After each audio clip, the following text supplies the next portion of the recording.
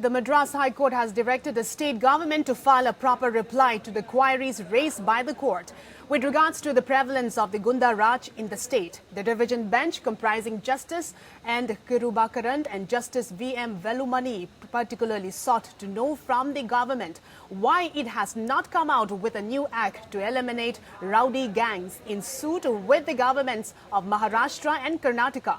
The court insisted that rowdy gangs are active in Tamil Nadu for more than 25 years and thus the state cannot claim there is no necessity for an enactment like Maharashtra controlled of the Organised Crime Act 1999. It noted that a high number of the cases are registered in Tamil Nadu by the National Investigation Agency and more number of terror activities are carried out in the state. The state topped in the number of the ISI sympathizers arrested from across the country and the illegal activities carried out by the anti-social elements. It further noted that in Tamil Nadu, Gundas have got proximity with police, political leaders and communal leaders.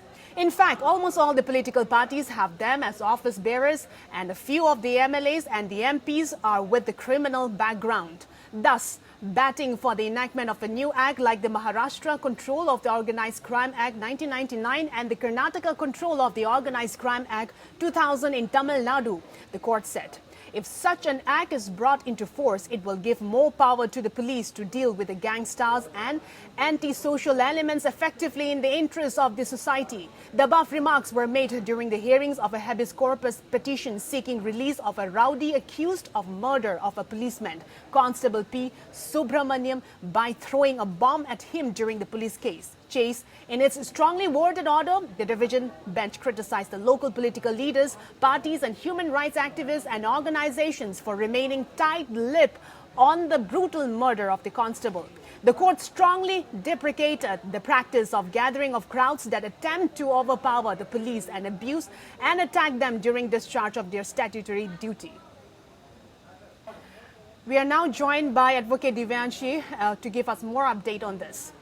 Yes, in Divyanshi. this case, Honorable Madras High Court has directed the state government to file a proper reply to the queries raised by the court with regard to prevalence of Goonda Raj in the state. Petitioner has filed a habeas corpus in which he is accused of throwing a bomb at police officer during the police chase.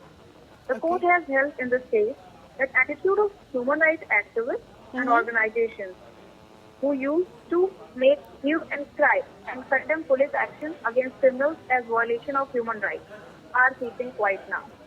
Probably in their perspective, the policemen are not human beings and there is no violation of rights if police officers suffer or die at the hands of criminals.